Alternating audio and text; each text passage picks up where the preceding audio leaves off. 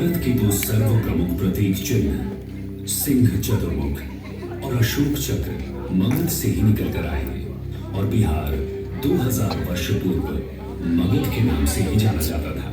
लेकिन बिहार का चिरस्थायी योगदान इन प्रतीकों से भी कहीं ज्यादा गहरा है। हमारी आज की शासन व्यवस्था, धर्म, कला और इस्तेमाल में आने वाले सिक्के भी गौरवशाली बिहार से ही प्रभावित हैं। इस संग्रहालय के इतिहास दीर्घा में हमारे पूर्वजों की कहानी है, जिन्होंने लगभग 4 लाख वर्ष पहले गंगा के उपजाऊ तटों पर अपने जीवन की शुरुआत शिकारी एवं संग्राहक के रूप में की थी। फिर धीरे धीरे उन्होंने खुद को अपने पर्यावरण और भौगोलिक परिवेश के अनुकूल ढाल लिया। उन्होंने चित्रकारी के जरिए अपने दैनिक जीवन को अभिव्यक्त भी किया, जिसे हम आज भी कैमूर की पहाड़ियों में देख सकते हैं। रोजमर्रा की जिंदगी में खुद को बचाए रखने की कोशिशों ने बेहतर सोच की परंपरा को जन्म दिया। इसी क्रम में बिहार में कई दार्शनिक आंदोलनों और विचारकों का आगमन हुआ। लगभग 2500 वर्ष पहले महान आध्यात्मिक गुरु के रूप में गौतम बुद्ध आए, जिन्होंने बौद्ध धर्म की नींव रखी। इनके समकालीन महावीर को जैन धर्म का 24वां और आखिरी तीर्थंकर माना जाता है। भगवान महावीर ने यही जैन धर्म के सिद्धांतों के उपदेश दिए। गौतम बुद्ध और महावीर के उपदेशों ने आगे चलकर भारत और विश्व की सामाजिक एवं धार्मिक व्यवस्था पर एक गहरी छाप छोड़ी। इसी दौरान मगध एक प्रभावशाली राजनीतिक क्षेत्र के रूप में उभर कर आया तथा चंद्रगुप्त मौर्य द्वारा स्थापित शक्तिशाली मौर्य साम्राज्य का केंद्र बना। चंद्रगुप्त मौर्य के प्रमुख सलाहकार चाणक्य ने साम्राज्य के सुचारू एवं सफल संचालन हेतु एक शास्त्र की रचना की, जिसे अर्थशास्त्र के नाम से जाना गया।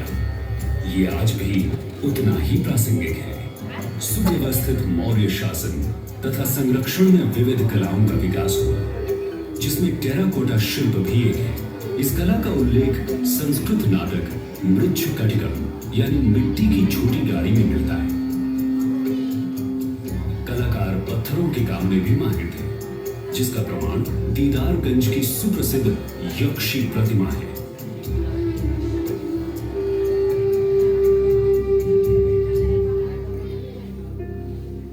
वर्तमान पटना के कुम्हरार नामक स्थल पर खुदाई के क्रम में एक 80 स्तंभों वाला सभागार प्रकाश में आया है।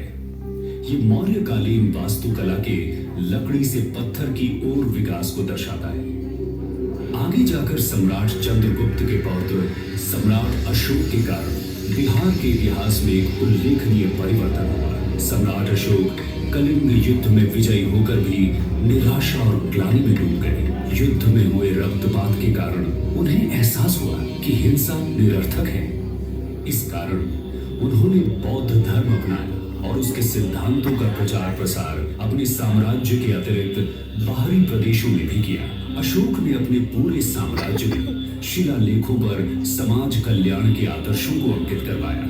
बराबर पहाड़ियों की गुफाओं में पाए गए शिलालेख अशोक द्वारा जैन धर्म तथा अन्य छोटे समुदायों जैसे आजीविक को दिए गए संरक्षण को प्रदर्शित करते हैं। इतिहास दीर्घा हमें गुप्त शासन के 300 वर्षों की यात्रा की ओर ले जाती है, जिसे भारतीय इतिहास के स्वर्णिम युग के नाम से भी जाना जाता है। इस काल में बिहार में कला, साहित्य और विज्ञान के क्षेत्र में काफी विकास हुआ।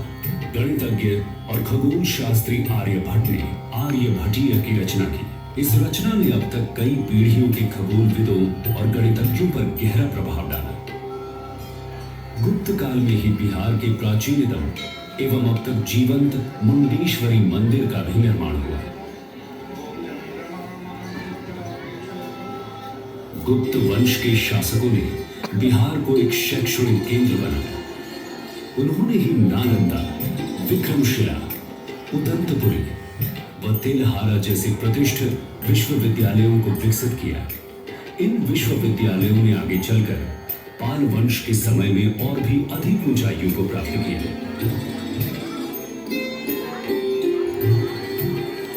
संग्रहालय में रखी पाल कालीन बौद्ध व हिंदू मूर्तियां इस समय के कलाकारों की कलात्मक दक्षता एवं अभिव्यक्ति की सक्षमता को दर्शाती है।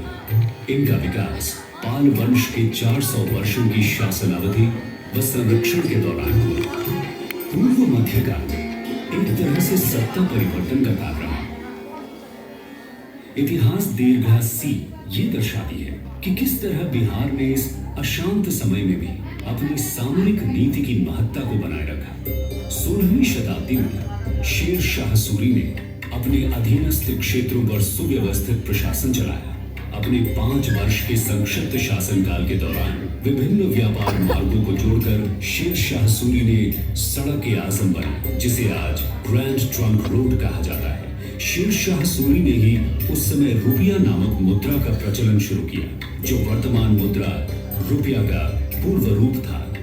शेर शाह सूरी द्वारा सासाराम में बनवाया शानदार मकबरा उनकी चिरस्थायी विरासत की गवाही देता है।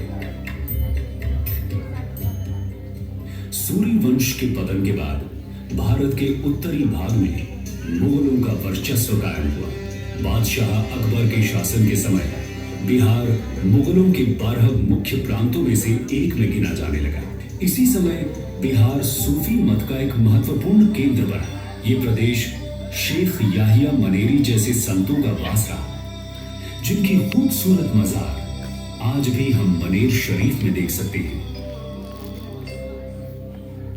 सिख धर्म की आध्यात्मिक तरंगों ने भी बिहार में गंगा के तट को छोड़ा। पटना में ही सिखों के अंतिम गुरु गोविंद सिंह जी का जन्म हुआ। हर मंदिर साहब को सिखों के 5 तख्तों में से एक गिना जाता है। समुद्री मार्गों और व्यापार के विकास के कारण British east India company Bharat में पहुंची। अंग्रेजी प्रभाव से कलमबंद प्रमाणों की परंपरा शुरू हुई। पटना कलम चित्रकला इसी परंपरा का एक उदाहरण है, जिसमें जन साधारण की छवि मिलती है।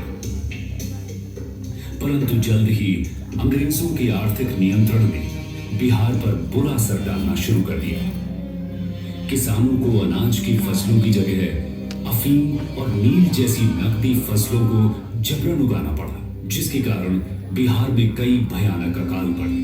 अकाल के समय ही अनाज के संग्रह हेतु अंग्रेजों ने गोल घर का निर्माण करवाया, लेकिन बेरोजगारी बहुत ज्यादा बढ़ जाने से बड़ी संख्या में लोगों को मजबूरन विश्व भर में फैले यूरोपीय देशों के खेतों में गिरमिटिया मजदूर के रूप में काम करने के लिए बतौर ठेके पर जाना पड़ा। आज मॉरिशस, सूरीनाम व फिजी जैसे देशों में इन लोगों ने अपने बिहारी मूल के साथ एक नई पहचान बनाई है। बिहारी संतति दीर्घा गर्वपूर्वक आपका परिचय बिहारी मूल के ऐसे प्रधानमंत्रियों, लेखकों, क्रिकेट खिलाड़ियों और कलाकारों से कराती है, जिन्होंने अपनी मातृभूमि की संपन्नता में योगदान दिया है।